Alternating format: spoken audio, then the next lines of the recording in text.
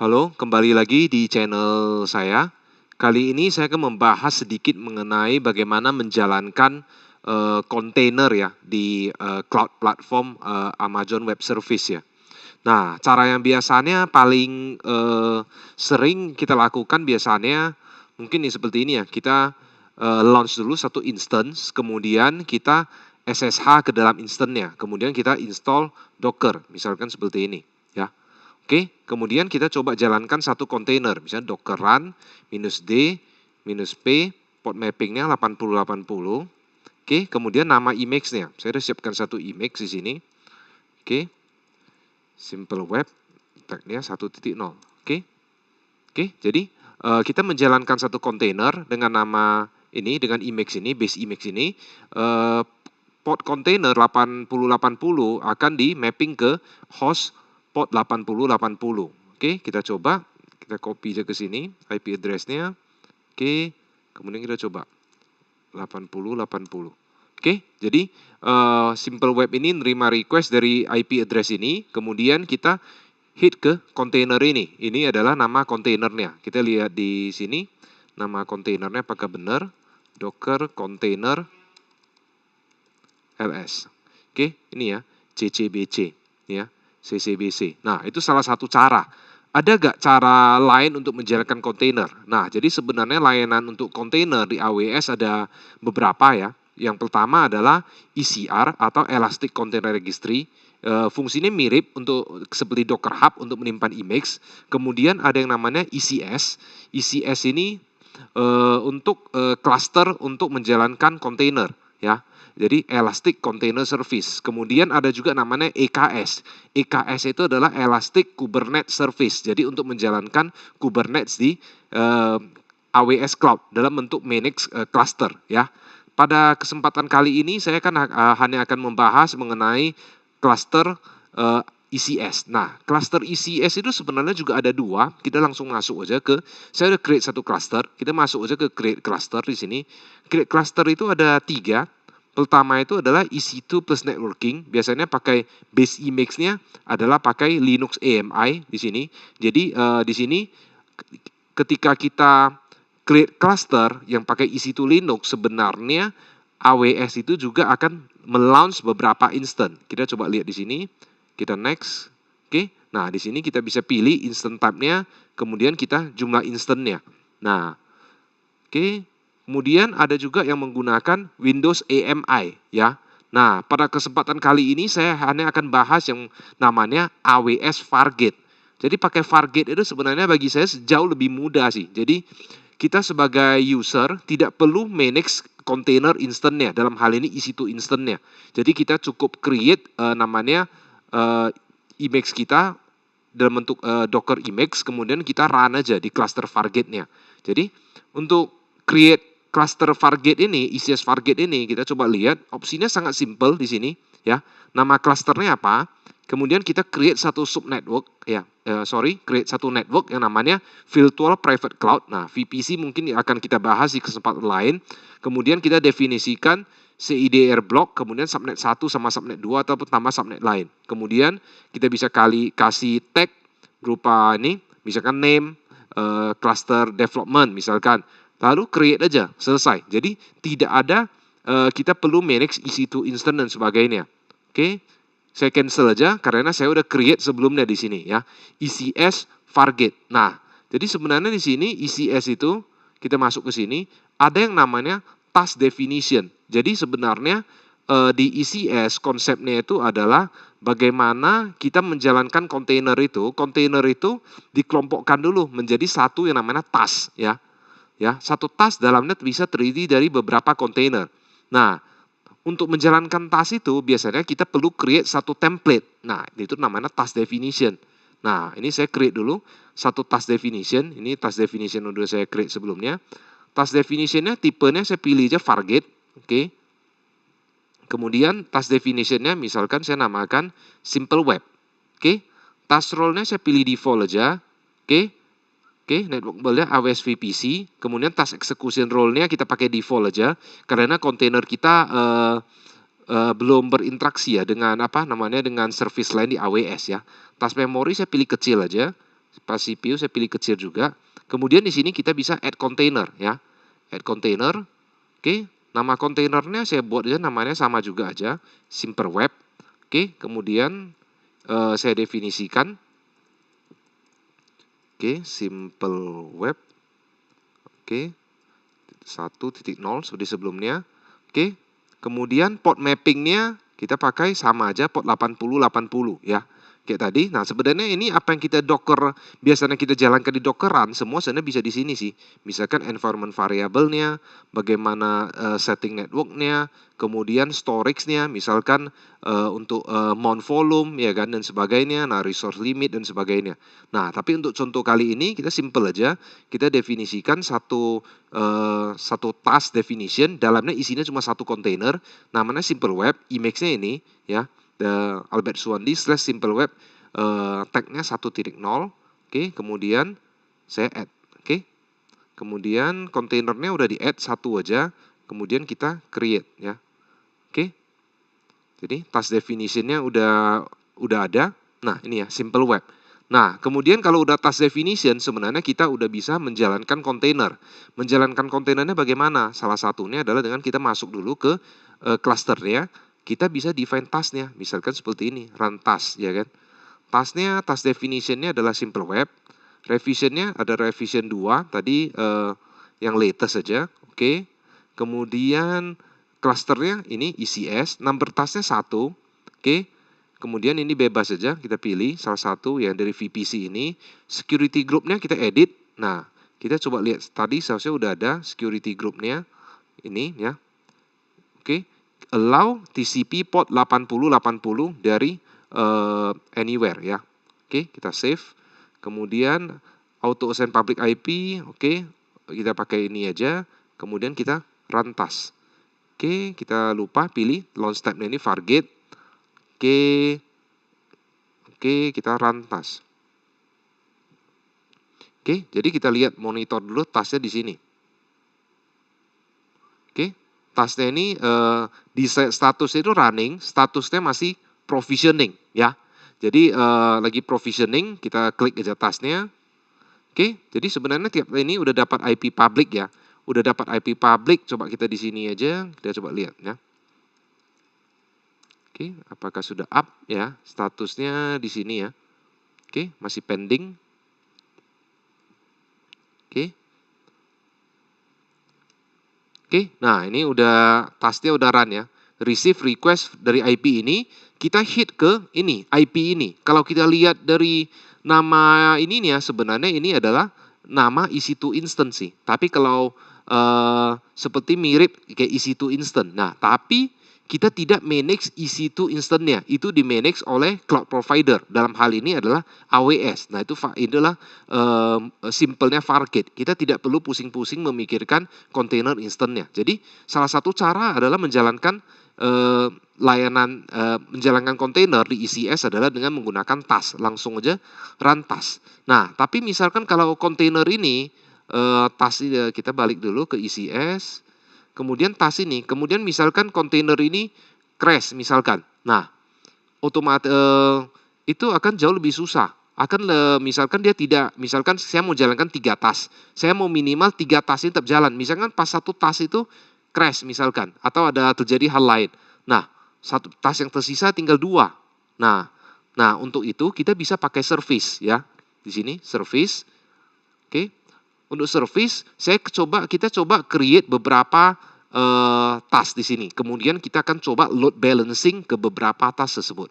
Kita create service, namanya launch tab-nya Fargate. Ini tab simple web. Oke, clusternya ECS, service name-nya kita namakan simple web. Kemudian kita namakan simple web service ya. SVC. Oke. Number of task-nya berapa? Misalkan kita mau jalankan 3 ya. Oke, ini kita biarkan default aja. Oke, Fargate, simple web, task-nya 3. Artinya kita menjalankan 3 task ya. Oke, kemudian next di sini, clusternya VPC-nya kita pilih aja yang ini. Subnet-nya kita pilih aja semua ya, biar di beberapa subnet. Security group-nya kita lihat kita bisa pakai yang ini aja. kita allow port 80. Kemudian kita save. Oke, auto assign public IP kita enable aja dulu. Oke, kemudian nah di depannya kita tambah application load balancer. Oke. Nah, load balancernya belum ada di sini. Jadi kita bisa create load balancer. Nah, kita masuk dulu ke sini load balancer. Oke, kita create load balancer, application load balancer kita create namanya ECS load balancer misalkan. Oke. Oke. Skemanya internet facing, kemudian open portnya dari luar externalnya adalah port 80, VPC-nya kita cek aja semua, oke. Kemudian, oke, security group. Nah, security group kita lihat aja, security groupnya kita pakai ini aja, ALB security group ya, di sini.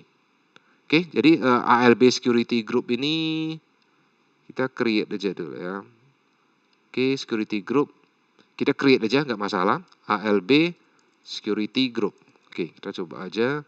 Kemudian ALB security group ini cuma allow port 80 dari anywhere. Oke. ALB. Kemudian new target groupnya belum ada. Kita create aja namanya ECS target group ya. Oke, kemudian tipenya kita IP. Protokol portnya 8080 di sini. Oke. Kemudian kita register target, ini kita skip aja, kemudian kita review, kita create ya. Oke, kita close, kita lihat di sini load balancernya masih provisioning. Nah, sambil ini provisioning kita lihat di sini, kita refresh saja. Nah, load balancernya udah ada. Kemudian kontainernya itu sebenarnya bisa kita tambahkan ke load balancer. Target groupnya tinggal kita pilih di sini ya. ECS target group, load balancernya ECS load balancer. Oke. Kemudian kita next step aja.